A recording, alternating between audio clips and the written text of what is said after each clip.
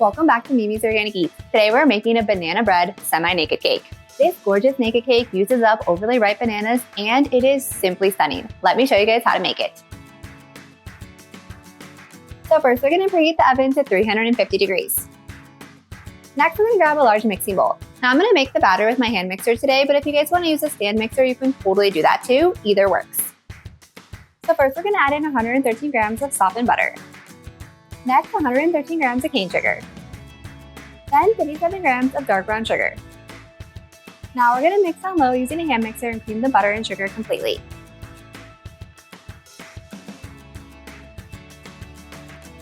Next, we're going to add in 2 very ripe bananas. You want to use ripe bananas whenever making cake because the starches have had time to turn to sugars.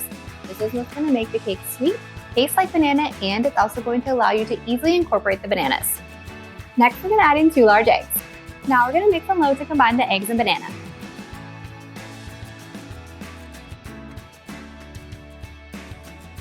Next, we're going to add half a cup of heavy whipping cream. Then we're going to add in our cake flour. Then 1 teaspoon of cinnamon, 3/4 teaspoon of baking powder, half a teaspoon of salt, and half a teaspoon of cloves. Now we're going to mix on low until we have a smooth cake batter.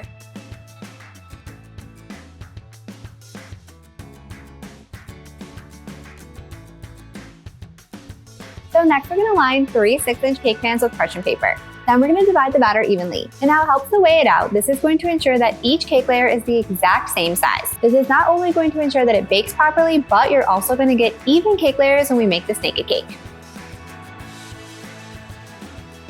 And we just want to spread the batter out evenly.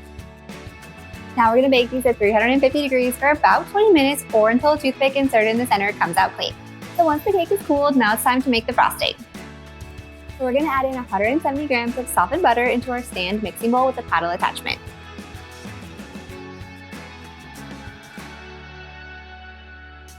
Next, we're going to sift in our powdered sugar. And next, we're going to get our heavy whipping cream ready. And I always start off with a little bit less cream, and then you can always add more. I would always tell my staff in my bakery, you can't take out liquid from buttercream, but you can always add more in. So now we're going to mix on low until combined and then speed the mixer up to high, and we're going to whip for about 2 to 3 minutes or until it's light and fluffy. And you want to make sure you guys scrape down the sides of the bowl partway through mixing. This is going to ensure that everything is combined and you have a smooth frosting.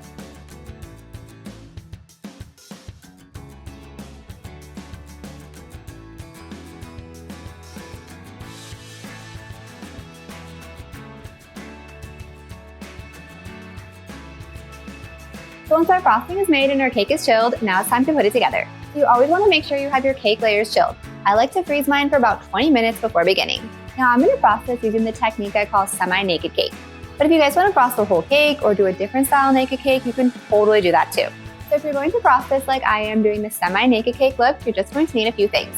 You're going to need a turntable or cake spinner, a cake spatula, and a piping bag, and I like to use a bench scraper. But if you don't have that, that's totally okay. So always add a little dollop of frosting on your cake spinner or cake round. This is going to help make the cake stick. So first we're going to place the first cake layer bottom side down. This is because the bottom of the cake is super straight, so it's going to be flush with whatever you're placing on. Then we're going to add a generous amount of frosting on top.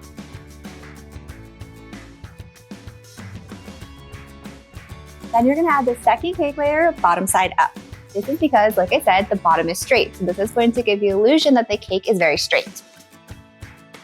Then we're going to top with a generous amount of frosting and place the third cake layer bottom side up. Now we're just going to take a little bit of frosting and spread it right on top of the cake to crumb coat the top. Now you're going to take that extra frosting and put it in a piping bag and cut a small hole. So now you're going to take the piping bag and go around the cake and fill in the gaps on each frosting layer.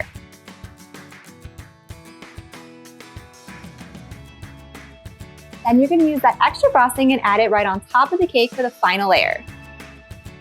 Now I like to run my cake spatula under hot water. This is going to help smooth out the top.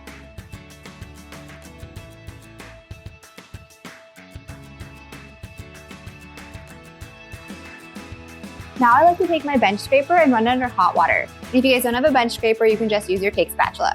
Now we're just going to smooth the sides and go around the cake. And the trick to doing this is only doing it once or twice. Because we don't want to get frosting all over the cake, we want portions of just cake to be peeking through.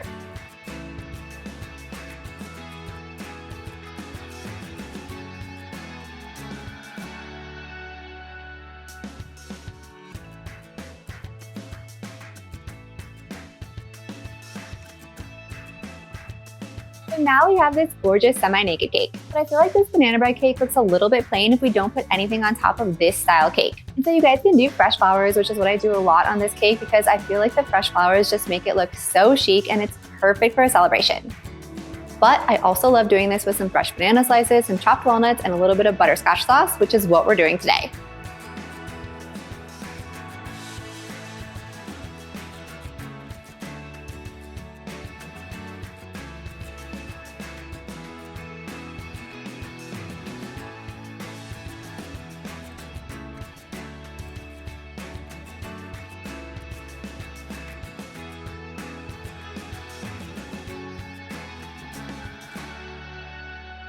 And now it's ready to serve. If you guys enjoyed this video, be sure to drop a like and leave a comment below.